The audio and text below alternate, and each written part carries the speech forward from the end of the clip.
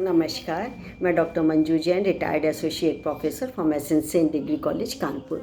मैं पिछले कई महीनों से प्रेरणादायक कहानी नामक शीर्षक के अंतर्गत प्रासंगिक, इंस्पायर करने वाली यानी प्रेरणा देने वाली कहानी के वीडियोज़ आप तक शेयर करती हूँ।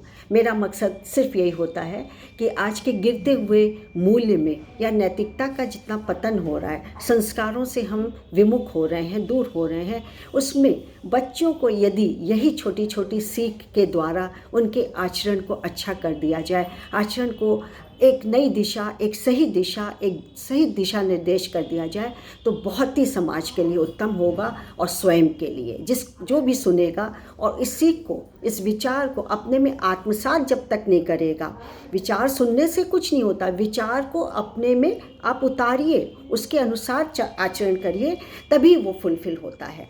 तो मैंने इसीलिए कि सभी लोग लाभान्वित हों और हमारे समाज में जो टूटता हुआ एक बिखराव आ रहा है, टूटता हुआ हमारा परिवार हो रहा है या समाज बिखर रहा है, वो एकजुट हो करके हमें समाज को बिल्ड करने में योगदान दे। तो आज भी मैंने एक कहानी निकाली है। आज थोड़े दिन में आपको टेस्ट फ़र्क कर दे रही हूँ, तेनालीराम की कहानियाँ सुना रही हूँ। शिक्षा तो सभी से मिलती है खैर। तो तेनालीराम तो आप तो जानते हैं कि विजयनगर साम्राज्य में महाराज सम्राट जो थे, कृष्णदेव राय के दरबार में 8 रत्न में माने जाते थे अपनी हाजिर जवाबी के लिए, और मतलब मिनटों में समस्या का निदान कर लेते थे। तो एक बार क्या हुआ कि राजा जो कि अपने राज्य में हर साल एक प्रतियोगिता करवाते थे और जीतने वाले को मूर्खाधिराज की उपाधि दी जाती थी और लोग इसका इंतज़ार करते थे। इंतज़ार इसलिए कि उपाधि जो मिली है सो मिली है, इसके अलावा उन्हें 5,000 सोने की मोहरे सिक्के मिला करते थे, तो सबको इंतज़ार रहता था। अब हर साल क्या है, तेनालीराम अपनी चतुरता से, अपनी होशियारी से क्या है, वो सारी प्रतियोगिता जीत जाता था। तो इस बार सारे दरबारी उससे चिढ़ते तो थे, कुढ़ते तो थे। उन्होंने एक मंत्रणा की संगठन कि इस बार हम लोग तेनालीराम को किसी हालत में जीतने देंगे, ये हर साल का ड्रामा है कि ले जाता है अपनी चतुराई से।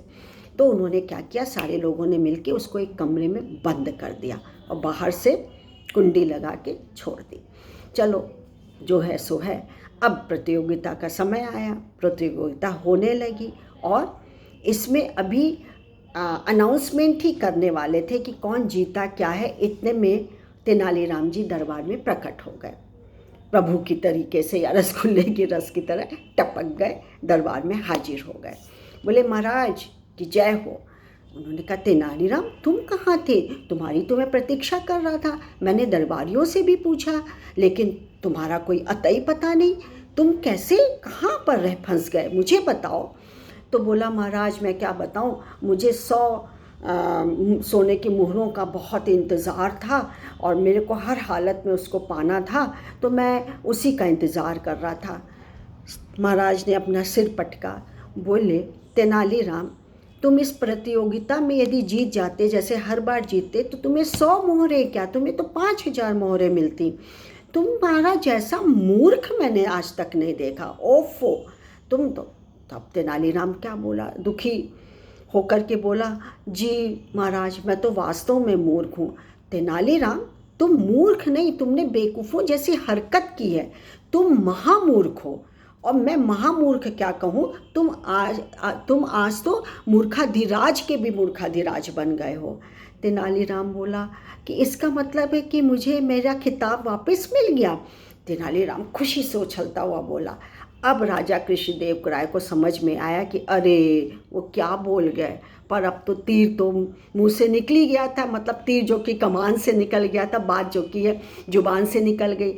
अब महाराज को अपनी गलती का एहसास हुआ कि अरे अपनी भूल पर कैसे करूं, पर्दा डालूं, और पर्दा डालना भी ज़रूरी था क्योंकि जग हंसाई होती। तो उन्होंने घोषणा कर दी कि तेनालीराम फिर से मूर्खाधिराज के लिए घोषित किए गए हैं। अब क्या है, सब दरबारी चकित, लेकिन महाराज के सम्मुख कुछ भी कहने का साहस किसी में भी नहीं था। कैसे होता, नहीं हुआ।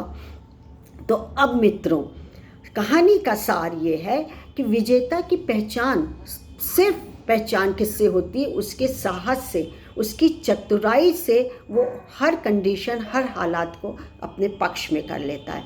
तो हम और आप भी ऐसे ही बने कि जब कभी भी कोई समस्या आए तो पहले हम सोचें समस्या क्या है, कितनी विकट है, हम कर पाएंगे या नहीं कर पाएंगे, और इसका परिणाम और दुष्परिणाम क्या होगा। ये मंथन करने के बाद आप हालात को मजबूत कर सकते हैं, दृढ़ कर सकते हैं, और दृढ़ विश्वास के साथ हालात को अपने पक्ष में कर सकते हैं। तो मेरा संदेश यही पहुंचाना था। तो आज के भागते युग में यदि आप लाभान्वित हो रहे हैं तो मेरा पर्पस सॉल्व हो गया। चलिए फिर मैं आपसे आज्ञा मांगती हूँ। नमस्कार। Thank you.